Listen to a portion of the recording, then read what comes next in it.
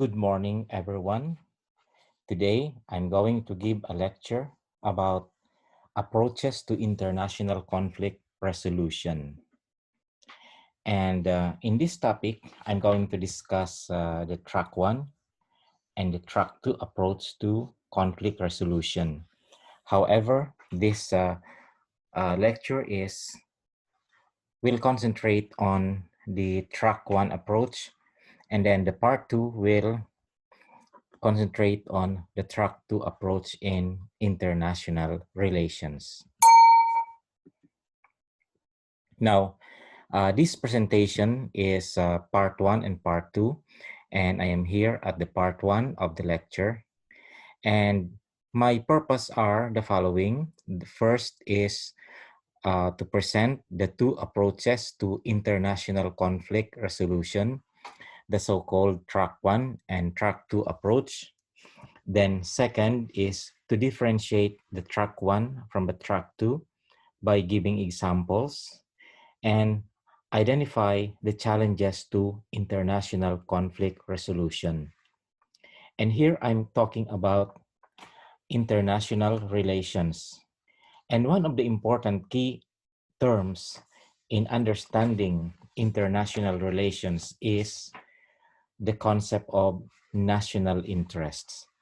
And before I introduce you to the track one and the track two approach, I would like to give a short explanation of the meaning of the word national interests. National interest, often referred to by the French expression raison d'etat, is a rationality of governing, referring to a sovereign state's goals and ambitions, be they economic, military, cultural, or otherwise. Now, a famous academician by the name of Morgenthau has given a definition of national interests. He said that national interest means the meaning of national interest is survival, the protection of physical, political, and cultural identity against encroachments by other nation states. Then Charles Lerchi and Abdul also give the following definition. The general, long-term, and continuing purpose which the state, the nation, and the government all see themselves as serving.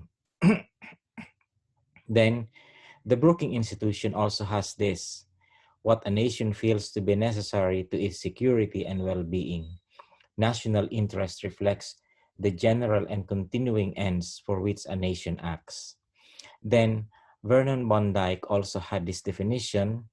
National interest is that which states seek to protect or achieve in relation to each other, and it means desires on the part of the sovereign states. Then, in the same way also, he continues to say that the values, desires, and interests which states seeks to protect or achieve in relation to each other, and the desires on the part of the sovereign state. So in other words, understanding national interests is best expressed in the theory of realism, because the theory of realism believes that it posits the idea that the world that we live in is a chaotic world. It is a lawless world in which nation states as sovereign entities in these conglomerations of entities in the global arena are dictated by the national interests. And Morgenthau has given the most comprehensive definition of national interests, which, according to him, uh, national interest simply means national survival. So it is the protection of the physical, the political, and cultural identity against the encroachments by other nation states. Then, what are the components of national interest? There are two specific components. Letter A, we have the necessary or vital components. And letter B, we have the variable or non-vital components. So in the vital components, foreign policy seeks to secure our survival and identity. So it means physical identity, political identity, and cultural identity. So That's why this is the main reason why among nations, um, their identity is very important. It is a kind of a sacred value that they held, that any assault on their identity means a threat to their survival, and they are going to protect that interest no matter how, and they are willing to fight tooth and nail in order to preserve that identity. Sometimes identity are produced by history, and sometimes identity is contrived or invented, or something which develop along the way, which gives identity to a particular group of people. Like, for example, um, the word Bangsamoro is it's not a historical in the sense that there's a people really known as Bangsamoro, but Bangsamoro is a term coined later in the history of the people of southern Mindanao. And actually the word Bangsa is a Malayan term. Bangsa means nation, while Moro, these are the terms given by the Spaniards to the Muslims of the southern part of the Philippines. So because when they came here, the Spaniards found out that there are Muslims or Mohammedans living in the southern islands of the Philippines, particularly in southern Mindanao and in the islands of Sulu, Tawi-Tawi, and Basilan. And the word Moro is the term, actually that's the Spanish word for Moors, because in the Iberian Peninsula during the Crusades, the Moors occupied Spain and Portugal. And because of the crusading efforts of Queen Isabel and King Ferdinand, they were able to drive away the Moors and liberate the Iberian Peninsula. That's why they look in the historical context of Spain and in the context of the Crusaders' history. The Moors are always looked upon as the villain, something which has to be eliminated. So that's why when the Spaniards came to the Philippines, when they saw these Mohammedans, they called them the Moros, which in some sense is a derogatory term for the Spaniards. But eventually, these derogatory terms, as applied to the people of Mindanao, especially the Muslims, eventually this was appropriated by the MNLF and the MILF. They adopted the name as their identity. So they coined the word Bangsa Moro, meaning to say the nation of the Moro. And in fact, in the Organic Act of the Muslim Mindanao, they have a definition of what and who the Bangsa Moro is. Then, second, we also have the variable or non-vital components. These are the things that states desire, but they are not willing to go to war, and it suits their own circumstances and their own situations. So, for example, this kind examples of this could be things like referring to minor economic interests, which a particular country might be willing to adapt or might be willing to just forego this kind of thing. Okay.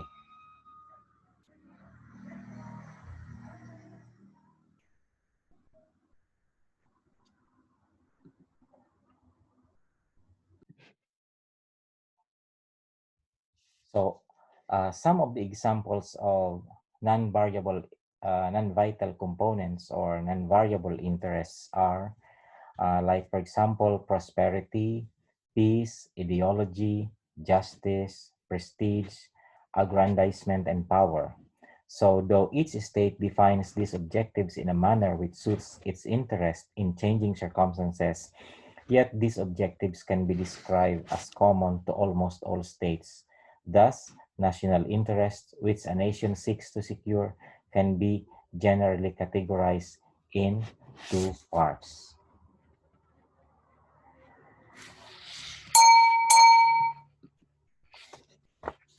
So here are the classification of national interests. we have the primary interest, secondary interest, the permanent, the variable, and the general. So the primary interest, these are the things that nation states cannot compromise, like, for example, their territorial integrity, their identity as a nation. So, for example, China considers their territory, the defined territory according to their history and constitution as primary interest. That's the main reason why they are not willing to give up. They are not willing to budge in, and they are not willing to compromise, because for them it is their primary interests. So primary interests, these are the things that nation states cannot compromise. So it can include the concept of sovereignty.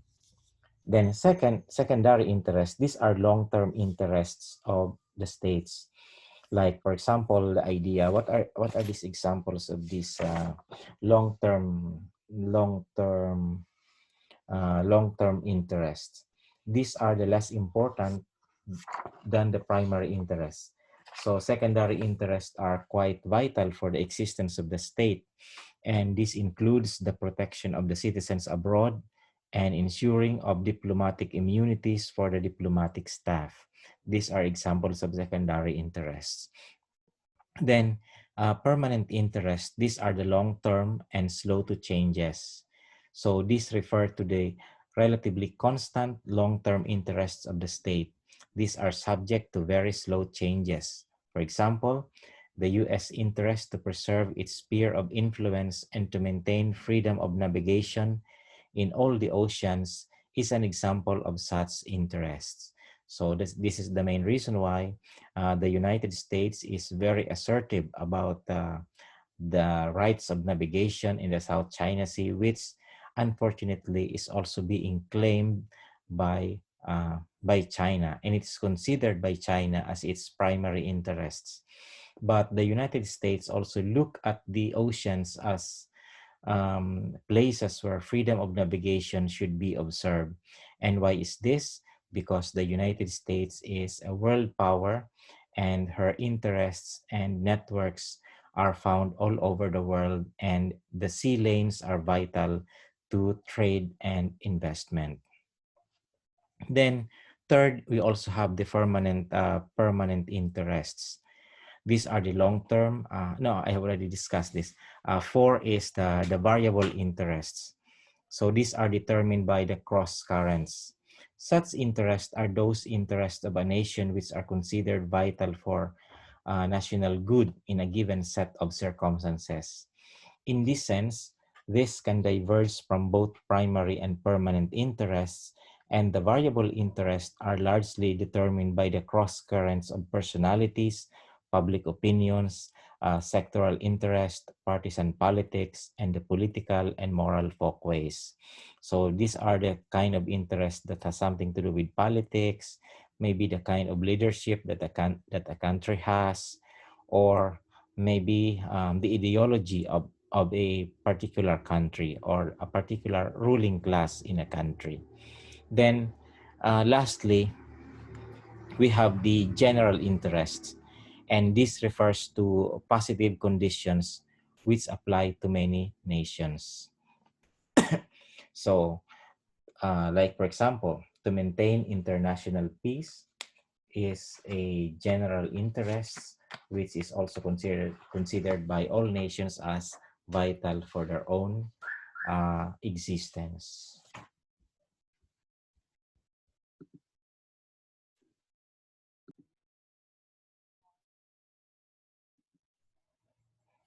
Now, let us go to diplomacy. What is diplomacy? Diplomacy is a universally accepted means for securing national interests, and it is through diplomacy that the foreign policy of a nation travels to other nations, and it seeks to secure the goals of national interests. Diplomats establish contact with the decision makers and diplomats of other nations and conduct negotiations for achieving the desired goals and objectives of the national interests of their nation. So in referring to the track one diplomacy, It refers to the official governmental diplomacy or a technique of state action, which is essentially a process whereby communications from one government go directly to the decision-making apparatus of another. So thus, track one diplomacy is conducted by official representatives of a state or state-like authority and involves interaction with other state or state-like authorities, heads of state, state departments, or Ministry of Foreign Affairs and other governmental departments. So in other words, the conduct of diplomacy is the means by which the nation states relate with each other. And diplomacy is undertaken by agents of state. And these agents of the state may be the head of the state itself, or maybe the Secretary of Foreign Affairs and the other secretaries of the executive department of a particular country. Now, the purpose of diplomacy are several. There are several purposes of diplomacy. Number one is sanctions. Number two is persuasion. And number three is to compromise. So, for example, sanctions, for example, a particular country may impose sanction on another. And sanctions also come in different ways. It could be economic. It could be military. For example, the sanctions imposed by the United States against Iran, because according to the United States, Iran has been engaged in terrorism, or Iran has been engaged in the development of nuclear weapons. And the United States consider this as a threat to their own security. That's why the United States has imposed both military and economic sanctions against Iran. So this is what we call the economic embargo. Another example of embargo or economic sanction is the sanctions imposed by the United States against Cuba. Since the 1960s, the United States has imposed a blockade against Cuba. So meaning to say, nobody, no commercial ships or no commercial means of transport could come to Cuba because there is a blockade. So in the ocean and in the air. And this also causes strain and stresses to the economy of Cuba. And it was only recently in this 2015 or 2014 that the warming of relations began, because it was mediated by Pope Francis and the Russian Orthodox Patriarch of Moscow. So they tried to mediate between Cuba and the United States, so that somehow there could be some contact between the two states. Now, another purpose of diplomacy is persuasion. So this is where the carrot and stick approach came in. So sometimes a particular country can offer some sort of help or assistance to another country for the purpose of persuading that country to follow suit in the idea being proposed by the proponent country. So that's why it is said that economic aid or whatever kind of financial aid given by a particular country is a tool of diplomacy, because it seeks to achieve something for the benefit of the donor. Then third is the purpose of diplomacy is to compromise. This is particularly true if both countries are at odds with each other, and there is a stalemate. And in order to break the stalemate and to find a headway, it is important that they should enter into a particular form of compromise, and this is achieved through the efforts of diplomacy. Now, the track one diplomacy, what is it? What is it? The track one diplomacy refers to the official governmental diplomacy, or a technique of state action, which is essentially a process whereby communications from one government go directly to the decision-making apparatus of another.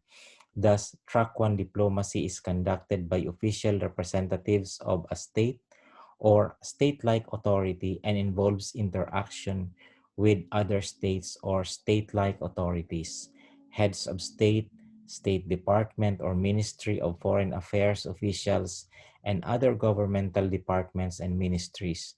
And track one diplomacy may also be referred to as first track or first tier diplomacy. So when we say track one diplomacy, it refers to the official channels of communication. So it refers to the official channels of communication, meaning to say it is a government to government contact. So it follows certain procedures, it follows certain rules, and it follows certain protocol of engagement. Now, diplomacy can be done through either bilateral or multilateral. So bilateral diplomacy, it involves two states dealing with each other. So then when we say multilateral, it is a kind of state interaction that involves a group of states. So let us first discuss the meaning of bilateralism. So bilateralism is the conduct of political, economic, or cultural relations between two sovereign states. When states recognize one another as sovereign states and agree to diplomatic relations, they create a bilateral relationship.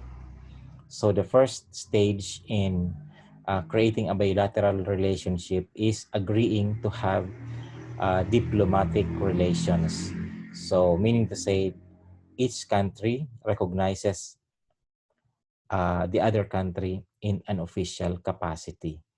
So bilateral negotiation is a process of making offers and counter offers by two parties of agents with the aim of finding an acceptable agreement through mobile devices in mobile commerce environment. So multilateral, that is a negotiation procedure where more than two parties are involved. That is multilateral clients or our providers of negotiate simultaneously. So because of multilateral negotiations or multilateral diplomacy happens when a group of states encounter a problem which is common to them, and the best solution is for them to agree on each other. So what are these examples of multilateral diplomacy? An example of this is the NAFTA, North American Free Trade Agreement. So it is called the North American Free Trade Agreement, or the NAFTA. And the NAFTA is an agreement between Canada, the United States, and Mexico, wherein they offer to open their borders and agreement on certain tariffs and trades, etc., among themselves. So that's an example of a multilateral organization. Another is another example of a multilateral diplomacy is the WTO, or the World Trade Organization, which seeks to internationally regulate tariff and trade and to encourage uh, free trade among countries, among its members. So this is one example of a multilateral diplomacy. And there are also many other things that involves, like for example, issues on human rights, for example. So these are areas or a specific aspect wherein countries can um, can agree with each other. Okay, so I would like you to watch this watch this short video clip which explains to us the multilateral agreement.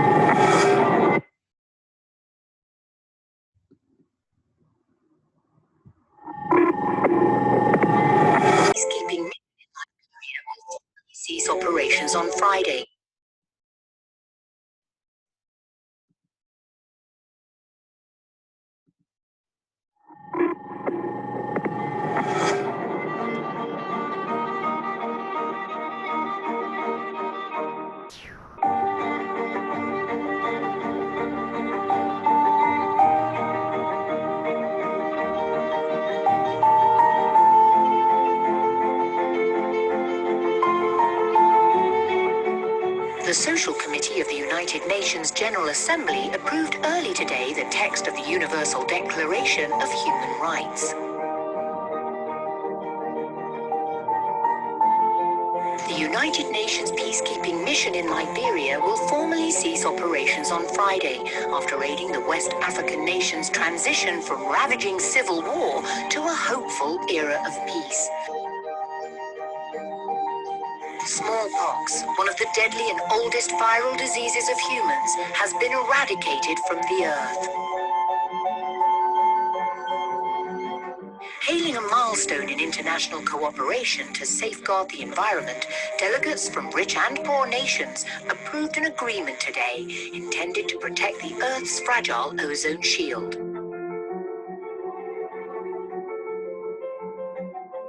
And child's hopes of survival have dramatically improved in the past half-century. Deaths amongst children under 5 have fallen by more than half since 1960. We are here to advance the common good while upholding our shared humanity and values.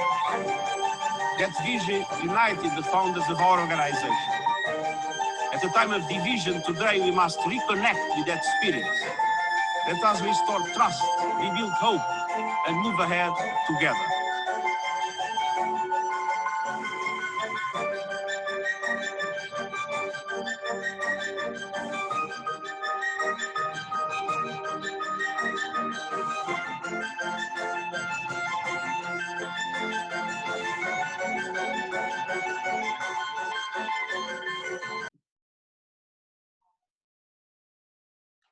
So the purposes of track one diplomacy. The first one is it may be used coercively and may involve sanctions, ultimatums, and psychological intimidations. Second, it may be used persuasively and involve argumentation and or compromise. And third, it may be a tool for adjustment on states' relations and may be a tool for reaching agreements. And four, states may engage in track one diplomacy as direct participants in negotiations, as supporters of one another party to the negotiations, or as third-party mediators. Now, what are the categories of track one diplomacy? First, we have the informal consultations, then good offices. So when we say good offices, it doesn't necessarily mean the physical office. Good offices means that a third party a third party who is not associated with the conflict offers its services and its facilities for the two conflicting parties or the two negotiating parties to engage themselves. So, for example, when Malaysia offered itself to become the mediator between the Moro Islamic Liberation Front and the Philippine government. So the actions of Malaysia offering its services as mediator is an example of a good office. Then another category of track one diplomacy is special envoys. For example, there are specific problems wherein the regular channel of diplomacy may not work, or it may not be done by diplomats. But so the executive, for example, the government or the president or head of state appoints a special person for a specific purpose to serve as representative. Like, for example, when Henry Kissinger was considered as a special envoy to Vietnam. Okay, like, for example, when the then President Marcos appointed Imelda Marcos to serve as a special envoy to Muammar Gaddafi, to persuade Muammar Gaddafi to stop supporting the Moro National Liberation Front. Okay.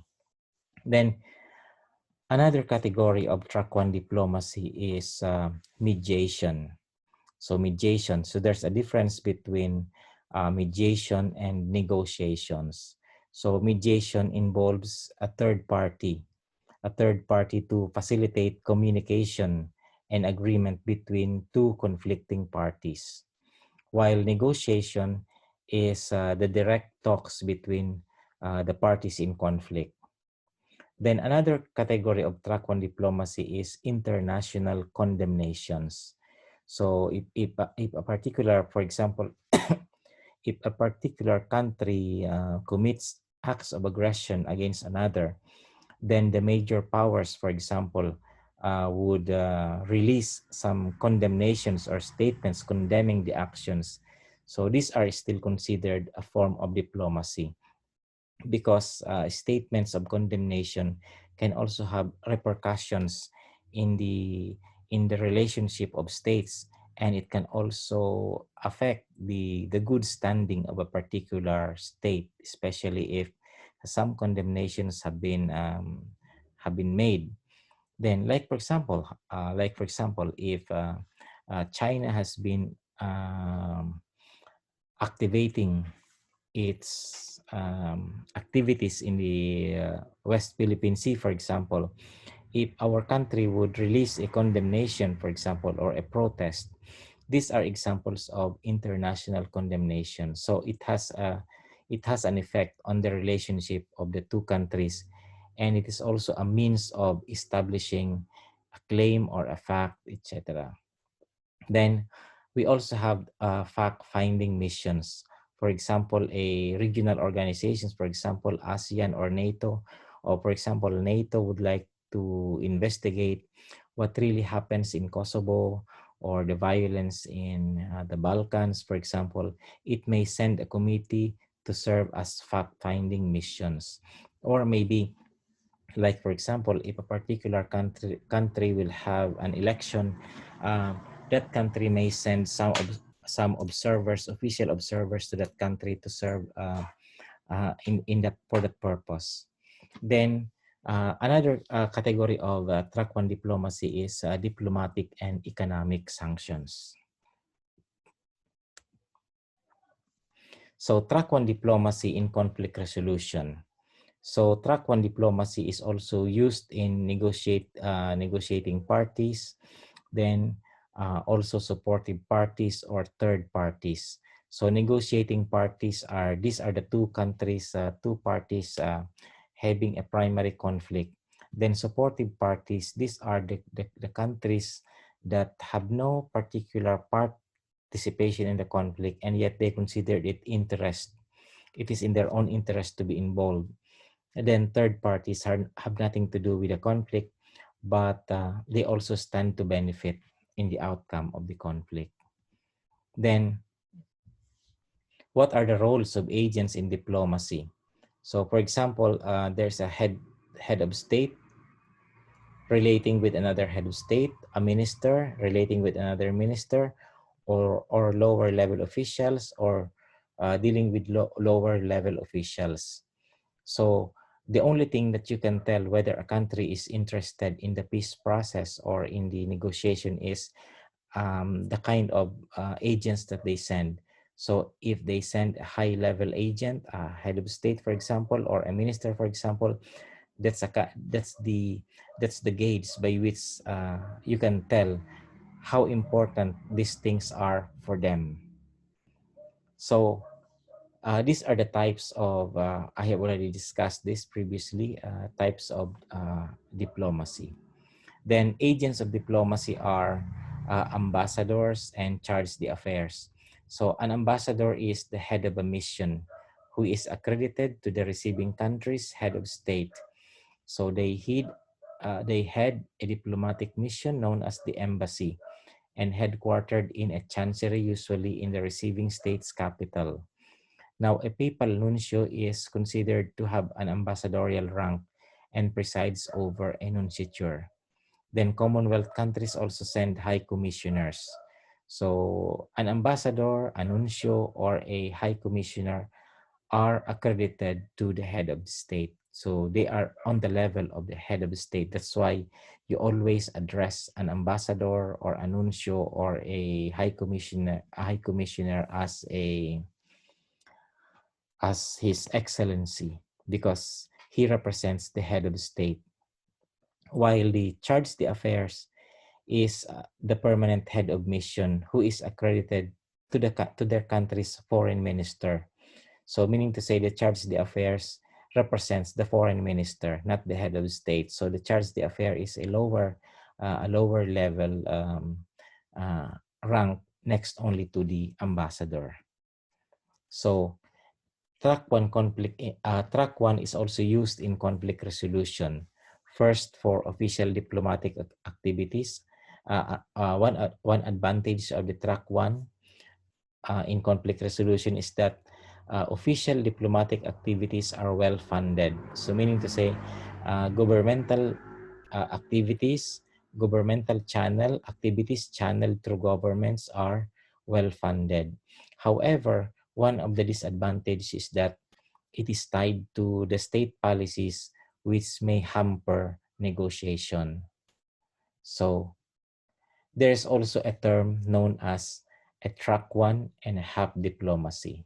So it is a combination of the official channels and also plus the personal contacts or personal interaction between the officials and heads of state.